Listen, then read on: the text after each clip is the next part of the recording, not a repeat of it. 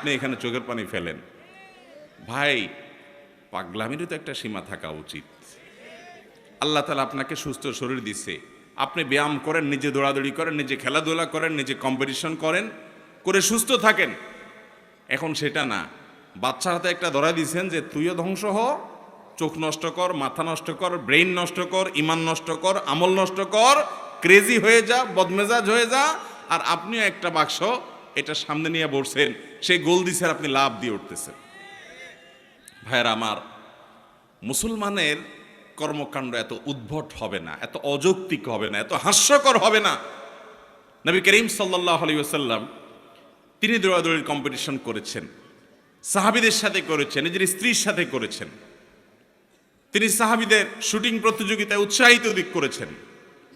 শারীরিক ব্যায়াম হয় এই ধরনের খেলাধুলাকে এলাও করেছেন, যেখানে জুয়া নাই, যেখানে সতর মুক্ত করা হয় না, যেখানে চোখের জেনা হয় না, যেখানে হারাম কিছু নাই, সেগুলোকে তিনি অনুমোদন করেছেন। আর মুসলমানের সন্তানরা রাতকে রাত নষ্ট করে, সময় স্বাস্থ্য নষ্ট করে, শরীর নষ্ট করে, চোখের জেনা করে, অন্যের সতর উন্মুক্ত সতরের দিকে দৃষ্টিপাত করে গুনাহগার হয়, এবং মুমিন হিসাবে, ইমানদার হিসাবে কুফুরের প্রতি, আল্লাহর প্রতি, অবিশ্বাসী প্রতি যে অপছন্দ করা তার ইমানের দাবি ছিল, ওয়ালা এবং বারার দাবি ছিল, সেটা তার অন্তর থেকে ধুয়ে মুছে পরিষ্কার করে একাকার হয়ে তার সবচেয়ে বড় আদর্শ আজ সবচেয়ে বড় কাফেররা, যারা সমকামিতাকে প্রমোট করে, যারা সমকামিতাকে বৈধতা দেয়, যারা অসংখ্য অন্যায় অনাচারকে বৈধতা দেয়, অনেক মুসলমানের প্রতি জুলুমকে যারা বৈধতা দেয়, তারাই আপনার হিরো, তারাই আপনার স্টার এবং তারকা। আল্লাহ রাব্বুল আলামিন আমাদের বিবেকগুলোকে যেন জাগ্রত হয় সেই তৌফিক দান করেন।